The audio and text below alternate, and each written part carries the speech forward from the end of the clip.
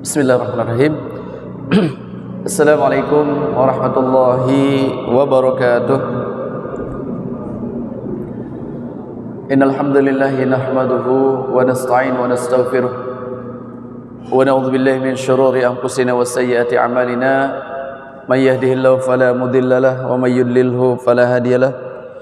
Asyhadu an la ilaha illallah wahdahu la syarika lahu wa asyhadu anna Muhammadan abduhu wa rasuluhu alladzi la nabiyya ba'dah. Allahumma salli wa sallim ala sayyidina Muhammad wa ala ali sayyidina Muhammad. Hadirin jamaah maghrib rahimakumullah.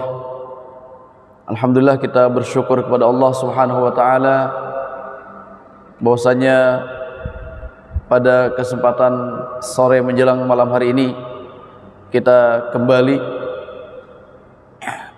masih bisa menjalankan aktivitas kita, menjalankan amanah kita sebagai hamba Allah Subhanahu wa taala yang memang kita diciptakan oleh Allah Subhanahu wa taala untuk beribadah kepadanya. Wa ma khalaqtul jinna wal insa illa liya'budun. Dan pada sore hari ini kita membuktikan, dan semoga ini menjadi bukti pula di hadapan Allah Subhanahu wa taala bahwasanya kita sebagai hamba-hamba yang memang pantas diakui oleh Allah Subhanahu wa taala sebagai hambanya yang memang diciptakan untuk beribadah tadi. Oleh karena itu tentu kita harus bersyukur kepada Allah bahwasanya kita masih diberikan taufik dan hidayah olehnya, sehingga kita bisa hadir di rumah Allah ini, dan insyaallah kita pula bisa hadir dalam agenda rutin kita dalam rangka bisa dikatakan talabul ilmi, dan tentu saja juga bisa dikatakan sebagai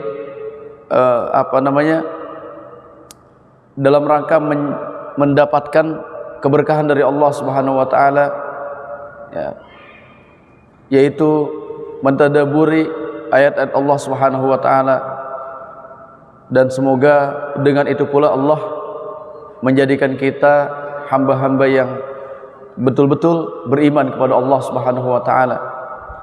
Karena yang kita kaji, yang kita bahas dan yang kita tadaburi adalah ayat-ayat Allah Subhanahu wa taala.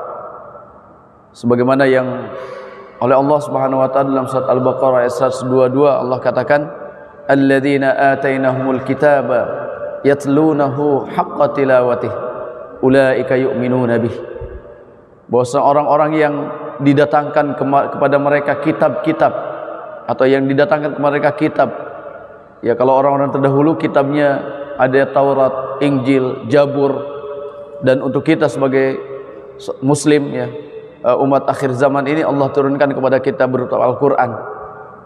Apa buktinya bahwasanya kita beriman kepada Al-Quran? Kata Allah, yatlunahu haqqa tilawatih. Ketika kita mampu membacanya dengan sebenar-benarnya membaca. Dan yang dimaksud dengan sebenar-benarnya membaca di sini meliputi 3 hal. Pertama, memang dari bacaannya yang betul sesuai dengan hukukul hurufnya, ya, dengan hak-hak hurufnya, makharijil hurufnya. Artinya seorang muslim punya kewajiban untuk membaca Al-Quran dengan benar. Maka ketika kita belajar Al-Quran itu tidak ada batas usia, karena secara umum Rasulullah SAW katakan, khairukum man ta'allamal qur'ana wa 'allamahu. Sebaik-baiknya kalian adalah yang belajar Al-Quran dan mengajarkannya. Artinya orang yang terbaik di mata Allah Subhanahu wa taala adalah orang-orang yang senantiasa belajar Al-Quran dan juga mengajarkannya. Hanya 2 hal itu saja. Kalau tidak belajar berarti kita mengajar. Kalau tidak mau mengajar berarti kita harus belajar. Sehingga kita menjadi khairukum atau khairukum sebagai manusia yang terbaik di sisi Allah Subhanahu wa taala. Yang keduanya yang dimaksud dengan haqqa tilawatih, yaitu kita mau mempelajarinya, ya, mempelajari, mentadaburi makna-makna yang terkandung di dalamnya. Karena apalah artinya kita tahu membaca Al-Quran, bagus dalam bacaannya, tapi kita tidak faham apa yang kita baca. Maka selanjutnya setelah kita memperbaiki bacaan-bacaan kita, maka kita harus berusaha untuk belajar isi kandungannya. Dan insya Allah setiap malam Rabu, ya, di Masjid Sabilul Muttaqin ini dan disponsori oleh Laj As-Salam Timika, ya, kita berusaha untuk mentadaburi Al-Quran, baik melalui tafsir-tafsirnya maupun penjelasan-penjelasan Rasulullah SAW dalam hadis-hadisnya.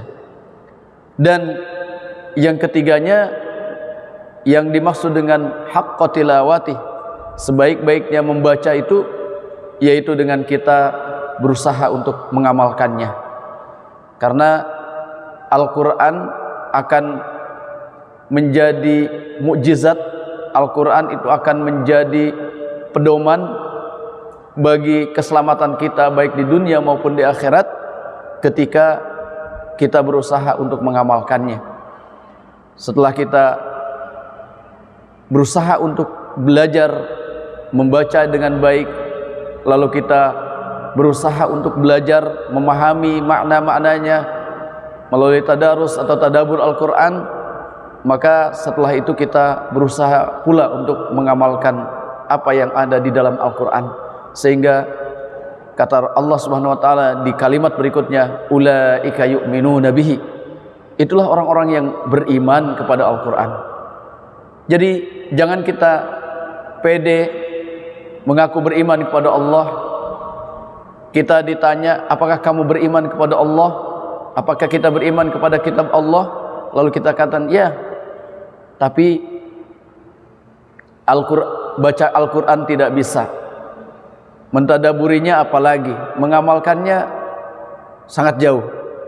Maka tentu ini kontradiktif, ya, bertentangan dengan ayat tadi, bahwasanya orang-orang yang beriman kepada Allah, ya, yu'minuna bihi, ya, orang yang beriman kepada Al-Quran itu, kepada kitab-kitab Allah itu, yaitu orang-orang yang tadi yatlunahu haqqa tilawati, membaca dengan sebenar-benarnya membaca, baik membacanya dengan tahsin, dengan bagus, lalu dia mentadaburinya dan juga mengamalkannya dalam kehidupan kita. Jamaah maghrib yang dirahmati Allah Subhanahu wa taala, sekali lagi, maka dengan adanya agenda rutin kita seperti ini, mudah-mudahan ini bagian daripada usaha kita menjadi manusia yang terbaik di sisi Allah. Usaha kita agar diakui keimanan kita di hadapan Allah Subhanahu wa taala, yaitu dengan kita berusaha untuk mentadaburi ayat Allah Subhanahu wa taala. Ya, sekalipun mungkin tidak intens, ya, tidak seintens orang-orang yang belajar di ma'had, di pondok-pondok pesantren atau di perguruan tinggi, ya setidaknya kita berusaha untuk menggugurkan kewajiban kita, sekali lagi sebagai bukti akan keimanan kita kepada Allah Subhanahu wa taala. Hadirin jamaah maghrib yang dirahmati Allah Subhanahu wa taala dan pemirsa dimanapun berada, selanjutnya pada kesempatan malam hari ini secara tematik, ya, saya tidak membahas ayat-ayat Allah Subhanahu wa taala secara berurutan, ya, dari mulai ayat surat ke-1, ke-2 dan seterusnya, tidak, ya. Kita akan membaca atau mentadaburi Al-Quran secara tematik saja. Untuk malam hari ini insyaallah kita akan membahas sedikit dari surah Al-Isra ayat yang pertama, ya.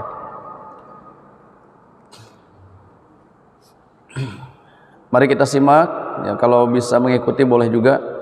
A'udzu billahi minasy syaithanir rajim. Bismillahirrahmanirrahim. Subhanalladzi asra bi'abdihi lailan minal masjidil haram ليلا من المسجد الحرام إلى المسجد الأقصى الذي باركنا حوله لنريه من آياتنا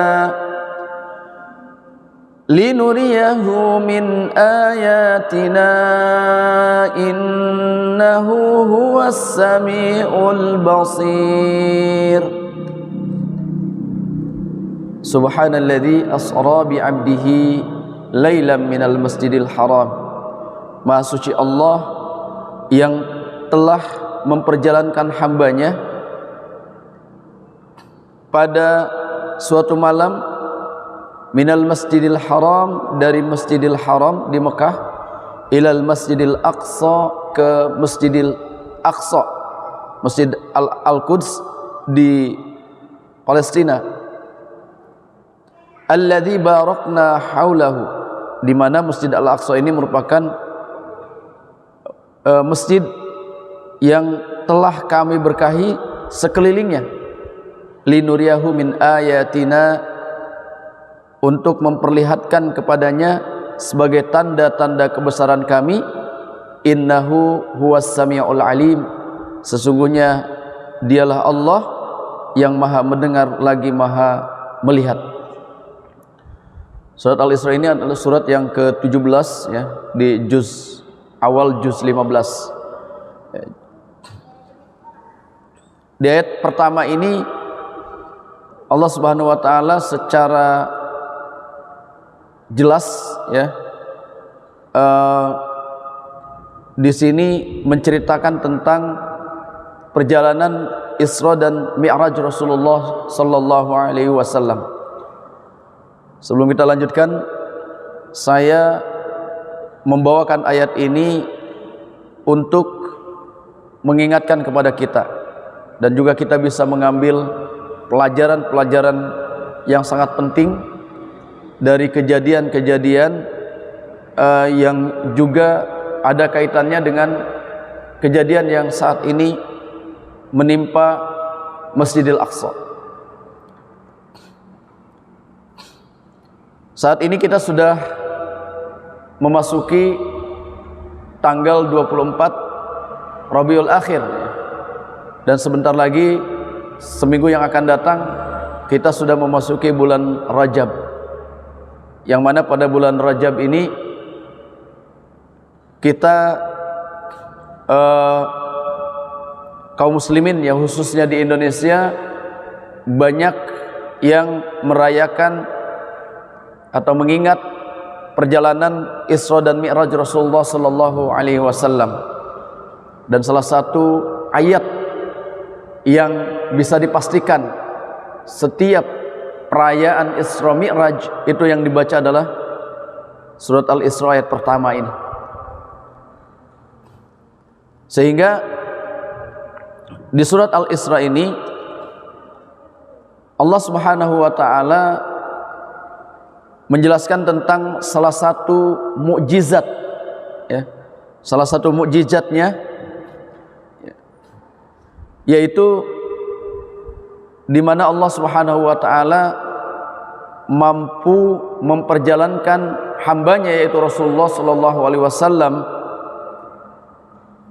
dari Masjidil Haram, dari Mekah, ilal Masjidil Aqsa, ke Masjidil Aqsa, dan dilanjutkan ke Sidratul Muntaha, ke langit ketujuh, ya, untuk bertemu, menemui Allah Subhanahu wa taala, dan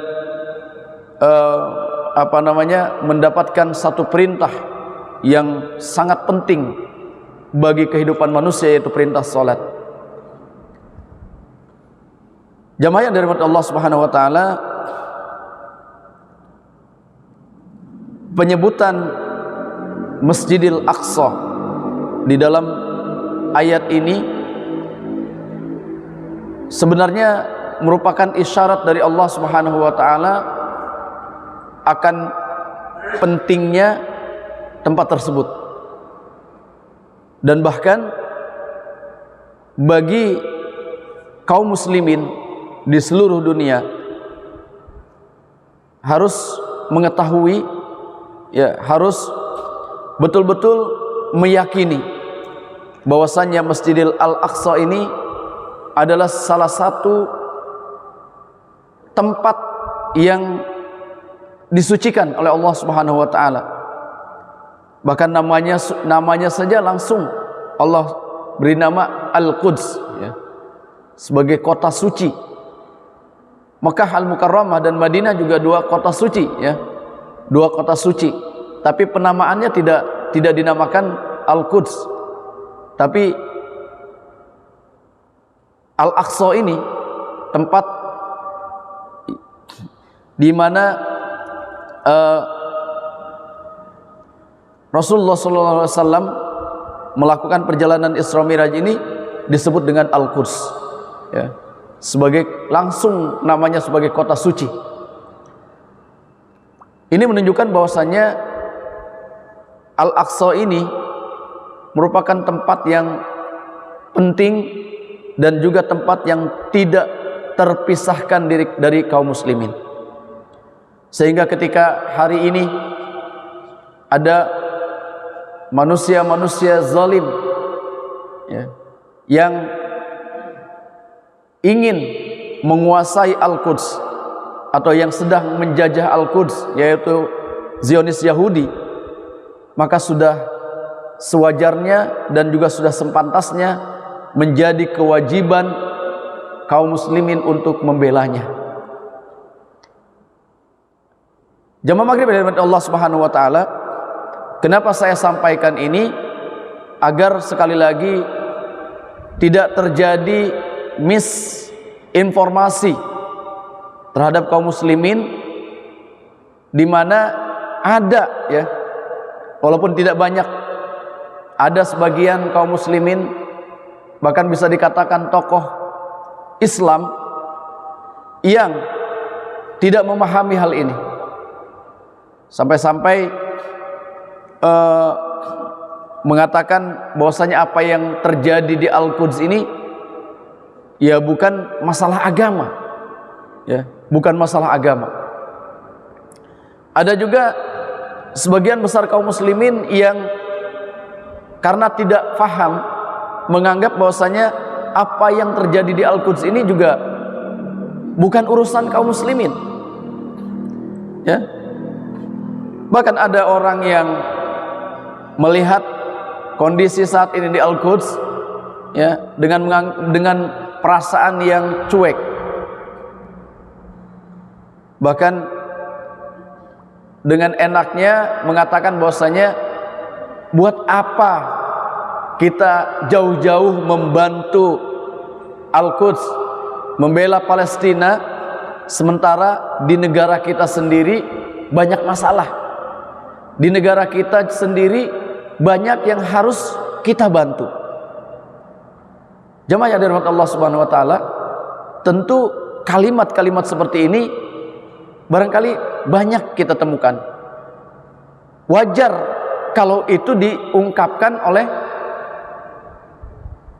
orang yang bukan beriman atau bukan muslim. Karena bisa jadi mereka melihat sisi dari ideologi yang berbeda. Bahwasanya di Palestina mayoritas muslim, sementara yang melakukan kezaliman, melakukan penjajahan adalah Yahudi, ya, Yahudi.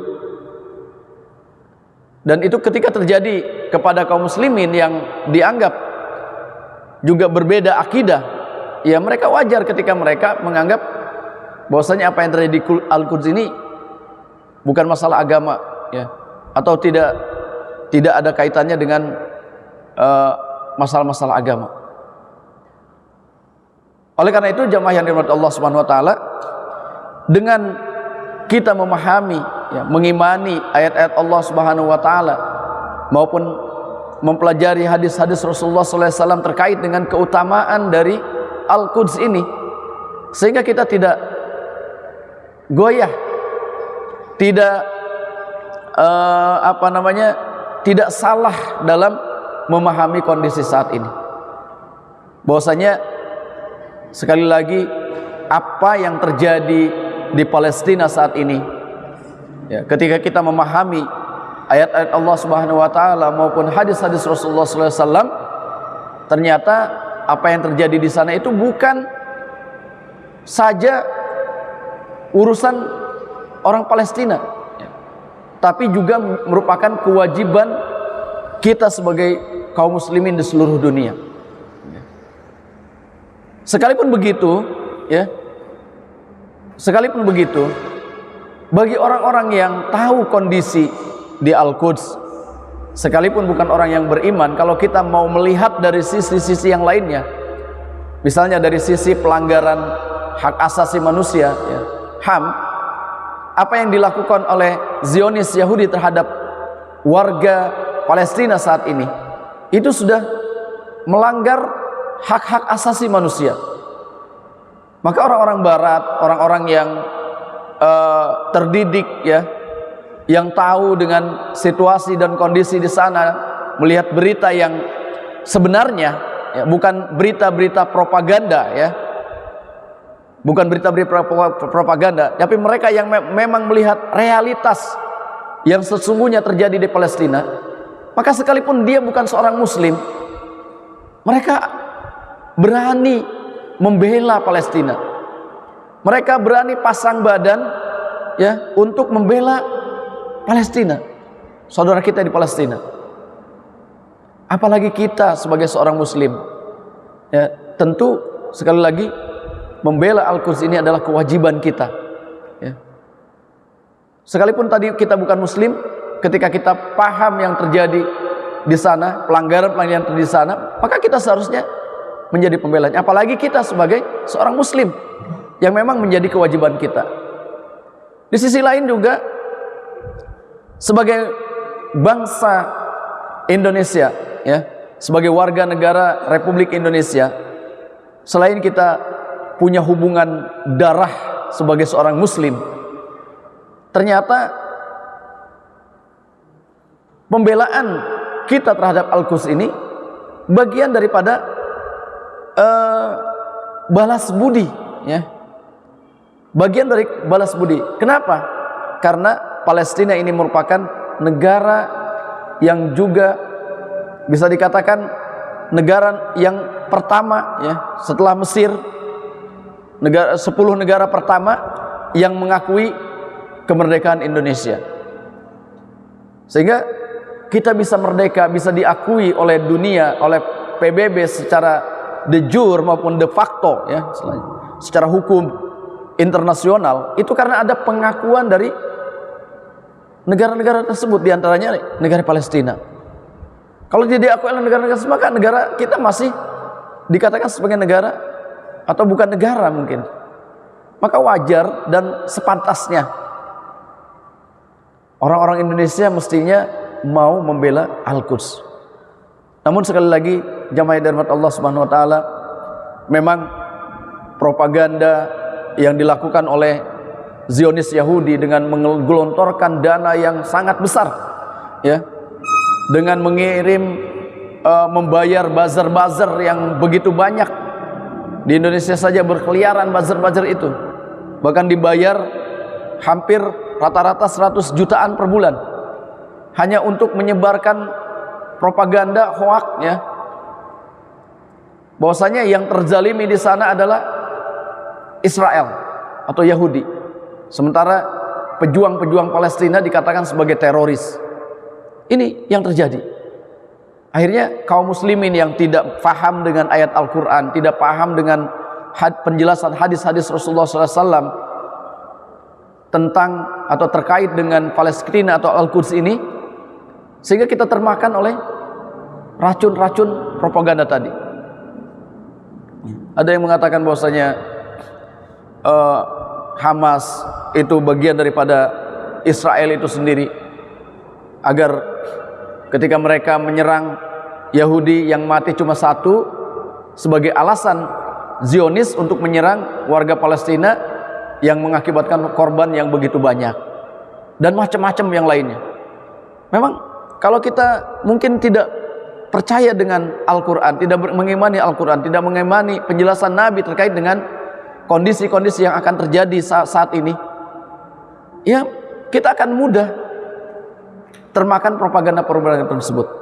Maka jamaah yang dirahmati Allah Subhanahu wa taala, salah satu yang akan menguatkan keimanan kita terkait dengan keutamaan dari Al-Quds ini adalah surah Al-Isra ini, di mana di dalam surat Al-Isra tadi bahwasanya Allah Subhanahu wa taala menyebutkan Masjidil Aqsa bukan tanpa tujuan, ya.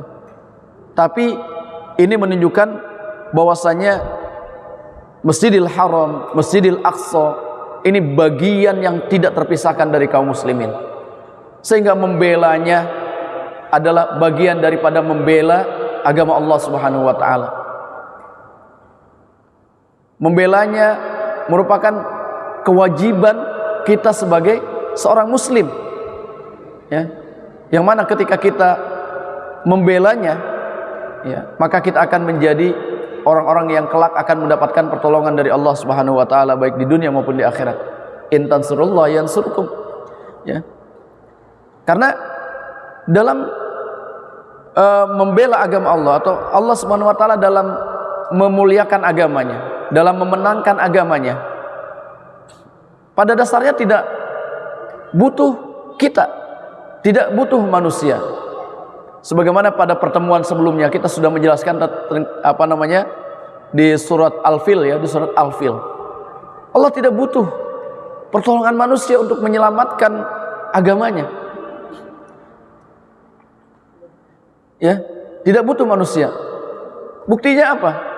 Ketika Masjidil Haram atau Mekah, ya, Ka'bah mau dihancurkan oleh pasukan Abraha dengan pasukan yang sangat besar, ya, 60.000 pasukan dengan senjata yang lengkap dan kendaraan tempur yang pada saat itu mungkin baru kali itu terjadi, menggunakan gajah-gajah, ya, yang sangat besar, sehingga tidak ada satupun orang-orang Quraisy yang mampu melindungi Ka'bah.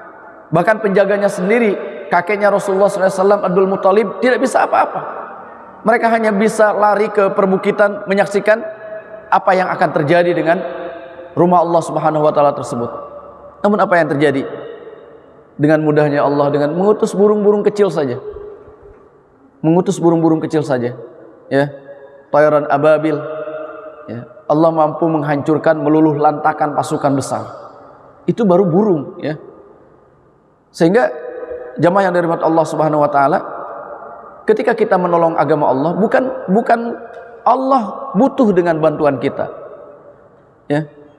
Ketika kita membantu saudara kita di Palestina, bukan berarti mereka butuh bantuan kita, tapi memang sudah menjadi kewajiban kita ketika kita ingin mendapatkan pertolongan, kemenangan di sisi Allah Subhanahu wa taala, baik secara pribadi maupun agama kita secara keseluruhan, maka kita harus sunatullahnya, ya, kita harus berusaha menolong agama Allah tersebut, ya. Karena dalam hadis yang banyak, ya, yang akan terjadi di akhir zaman, Allah tetap akan memenangkan agama ini, ya. Kebenaran, ya, itu akan selamanya akan menang, ya. Dan kebatilan itu semuanya akan dikalahkan. Wa qul ja'al haq wa zahaqal batil innal batila kana zahuqa. Ketika kebenaran itu datang, maka kebatilan akan musnah, kebatilan akan sirna. Innal batila kana zahuqa. Maksudnya kebatilan itu tidak akan menang melawan kebenaran. Itu sudah sunatullahnya seperti itu. Sehingga jamaah yang dirahmati Allah Subhanahu wa taala, kalaupun kita tidak mau, ya, tidak mau membantu agama Allah, tidak mau berpihak kepada Palestina saat ini misalnya, kita tidak mau membantu saudara-saudara kita di sana, maka Allah pasti akan mengutus orang selain kita, Ya. Wa may yartadda minkum an dini fasawfa ya'tillahu biqaumin yuhibbunahum wa yuhibbuna. Ketika kita murtad, ketika kita tidak mau menolong agama Allah, kita lari dari kewajiban kita sebagai seorang muslim untuk menolong agama Allah Subhanahu wa taala, fasawfa ya'tillahu biqaumin yuhibbunahum wa yuhibbuna. Allah akan mendatangkan kaum yang lain. Maka tidak ada pilihan bagi kita kecuali ya kita menjadi bagian, ya menjadi bagian orang-orang yang membela agama Allah Subhanahu wa taala. Dan saat ini sekali lagi Al-Quds sedang menunggu. Al-Quds adalah ujian bagi kita. Bagi saudara-saudara di sana, ujiannya adalah jihad, melawan penjajah, membela tanah Palestina dari penjajahan, membebaskan Al-Quds. Dan ujian bagi kita yang ada di sini juga menjadi pembela-pembela, ya, menjadi bagian yang membela saudara-saudara kita di sana. Ya tentu pembelaannya macam-macam, ya. Karena saat ini mungkin kita tidak mampu, ya, karena harus melewati berbagai negara dan juga dengan keterbatasan dana kita yang terbatas untuk sampai ke sana, juga mungkin dari sisi yang lain-lainnya, ya, kita tidak siap untuk memerangi Yahudi. Namun saat ini perang itu tidak mesti dengan senjata, ya. Apalagi kekuatan Yahudi. Nanti yang kalau kita jelaskan di surat Al-Isra ayat berikutnya, namun kita tidak menjelaskan itu, ya, sebagai gambaran saja di ayat yang ke-5 ke-6-nya. Ya, Allah katakan bahwasanya kekuatan Yahudi memang Allah berikan mereka kekuatan secara finansial. Allah berikan mereka kecerdasan dan kecerdasan secara finansial dan lain sebagainya. Itu sudah catatan dari Allah Subhanahu wa taala. Ya, sekalipun begitu Allah Subhanahu wa taala menjelaskan bahwasanya innal arda yarisuha min ibadiyas salihin. Bahwasanya bumi ini tetap akan diwariskan, akan dimiliki oleh orang-orang yang saleh. Ya, hamba-hamba yang saleh. Itu janji Allah Subhanahu wa taala. Sehingga sekuat apapun Yahudi saat ini, Zionis, ya, sehebat apapun mereka dari sisi teknologi, sebesar apapun kekuatan mereka dari sisi finansial, ya pasti Allah akan mengalahkan mereka. Maka mari, ya, kita menjadi bagian yang sama-sama turut andil menjadi bukti di hadapan Allah Subhanahu wa taala bahwasanya kita menjadi bagian orang-orang yang membela kebenaran, yang memerangi kebatilan. Ya, sekalipun mungkin apa yang kita lakukan saat ini pengaruhnya tidak begitu besar, ya. Namun sekecil apapun yang kita lakukan, itu bagian daripada bukti di hadapan Allah. Seperti dalam kisah ketika Nabi Ibrahim, ya, dalam sebuah riwayat, ya, ketika Nabi Ibrahim dibakar oleh Namrud dengan api yang sangat besar. Ada seekor burung pipit, burung yang kecil, ya. Pipit itu burung kecil, ya. Makanannya kalau di sawah itu makan ini, ya, padi, ya, kecil. Burungnya kecil. Lalu dia di paruhnya dia membawa air dan dijatuhkan ke pembakaran Nabi Ibrahim yang begitu besar. Sama sekali tidak akan membawa pengaruh.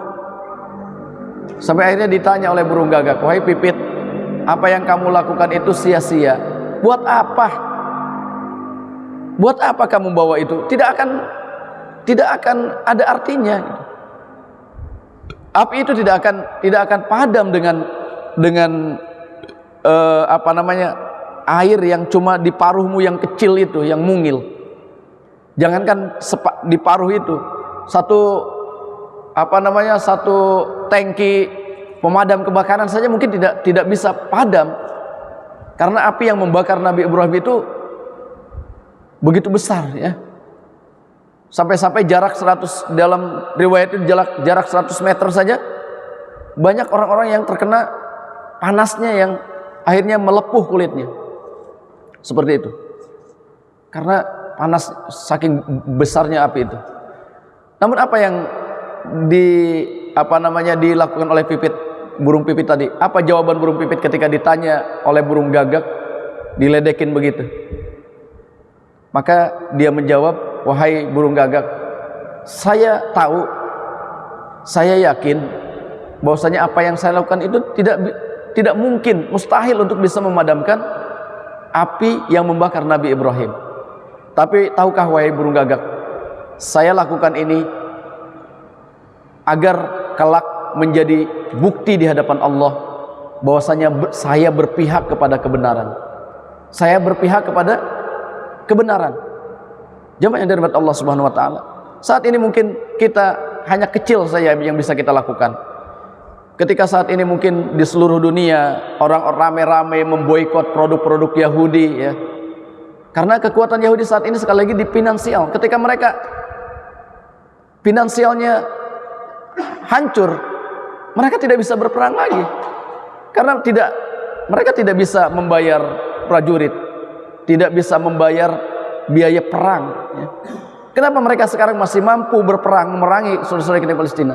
Karena produk-produk mereka yang berseliweran di seluruh dunia yang mereka kuasai, ya kita beli begitu. Kita yang membelinya. Dari keuntungan-keuntungan itulah yang mereka membeli senjata, membeli peluru dan sebagainya yang akhirnya ditembakkan kepada saudara-saudara kita di Palestina. Sehingga secara tidak langsung ketika kita terus membeli produk-produk Zionis Yahudi ini, maka secara tidak langsung sebenarnya kita sedang membiarkan kezaliman itu terus berlanjut. Maka salah satu usaha kita untuk menyetop kezaliman itu yaitu dengan memboikot produk-produk Zionis, ya. Dari mulai peralatan yang ada di dapur, ya, sabun, odol dan lain sebagainya. Mungkin kita sudah dapatkan semua itu, ya. Kita tidak perlu jelaskan satu persatu di sini, ya.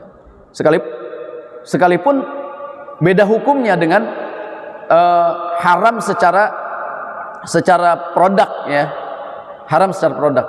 Kalau sudah dibeli di rumah juga tidak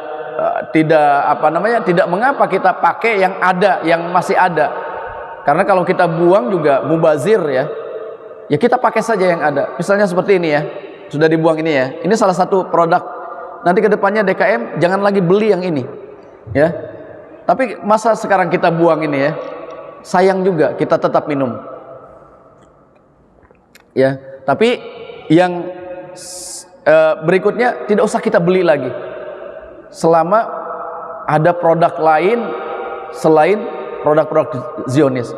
Kita boleh bermuamalah dengan non muslim, ya. Kita boleh bermuamalah dengan non muslim selama mereka tidak memerangi kaum muslimin. Tapi ketika mereka memerangi kaum muslimin, maka hukum lain berlaku, ya. Dengan memboikotnya, maka saat ini ya mungkin kita sendiri tidak terasa, tapi ternyata saat ini di seluruh dunia bukan hanya kaum muslimin, ya, mereka yang tidak suka dengan pelanggaran yang terjadi pada kaum Zionis Yahudi, mereka memboikot. Akhirnya apa yang terjadi? Semua saham-saham perusahaan-perusahaan milik Zionis di seluruh dunia sekarang merosot, ya. Sekarang merosot. Dan itu kerugian sangat besar, ya.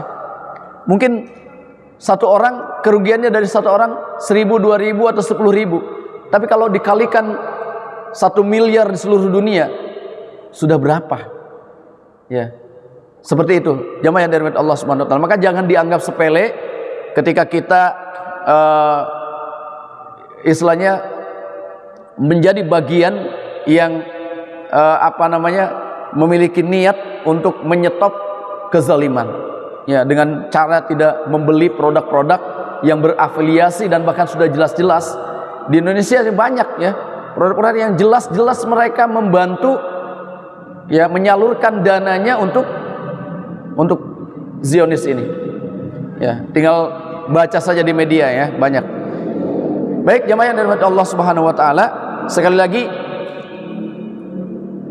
di ayat pertama surat Al-Isra ini jelas ya, jelas dan gamblang bagaimana Allah Subhanahu wa taala mengisyaratkan atau menyebutkan Masjid Al-Aqsa dan yang ada di sekitarnya. Haulahu ya, barakna haulahu. Allah memberkahi yang ada di sekitarnya. Ya. Artinya Palestina, Syam ya, secara khusus yang disebutkan oleh Nabi di dalam hadisnya ya, itu adalah tempat-tempat yang diberkahi oleh Allah Subhanahu wa taala. Sehingga jangan sampai kita karena propaganda kita menganggap pejuang-pejuang, mujahid-mujahid yang membela tanah Syam, membela Al-Aqsa khususnya Al-Quds, itu orang-orang yang kita anggap teroris. Tidak. Tapi justru mereka adalah para mujahid-mujahid Islam, para pejuang Islam yang insya Allah ketika membelanya itu bagian daripada orang-orang yang mati syahid di jalan Allah Subhanahu wa taala. Bahkan orang-orang yang ribat, yang terjaga ya di sana, ya, yang berjaga-jaga walaupun tidak perang, mereka berjaga-jaga di sana, itu bagian daripada orang-orang yang kelak akan diharamkan oleh Allah Subhanahu wa taala untuk memasuki nerakanya. Ya, orang-orang yang ribat di jalan Allah. Ya. Jangankan kita membela tanah suci, agama Allah, membela harta kita, ya, membela nyawa kita, ya, pribadi. Ketika kita mati membela itu semua, membela keluarga kita, itu menjadi bagian orang-orang yang mati syahid kata Allah. Karena ada lima hal ya yang dikatakan syahid ketika kita mati karena membelanya. Ya, misalnya ada orang yang membegal kita, ya, mau mengambil motor kita, mau mengambil harta kita, ya, kita boleh melawannya, ya. Sekalipun kita mati syahid. Kita membunuh dia juga tidak akan dikenakan dosa, ya. Membunuh orang yang akan mengambil harta kita dalam Islam, kita tidak berdosa. Ada orang yang mau mencuri, ya, misalnya kita lagi jalan, ada orang mau mencuri kita berani untuk melawannya dan bahkan sampai membunuhnya, dalam Islam itu tidak berdosa. Sekalipun dalam hukum positif, ya, kadang ada ada miskomunikasi. Tapi kalau kita punya bukti, bahwasanya kita membela diri, ya, di pengadilan, biasanya juga kita tidak terkena hukum, ya, tidak terkena hukum. Jamaah yang dirahmati Allah Subhanahu wa taala, itu ya. Jadi dalam surah Al-Isra ayat 1 ini, ya, kita tidak menjelaskan tentang perjalanan Isra Mi'raj Nabi Muhammad SAW. Nanti insya Allah mungkin para ustadz, para asatidz atau pertemuan selanjutnya kita akan menjelaskan terkait dengan perjalanan Nabi Muhammad SAW Isra Mi'raj.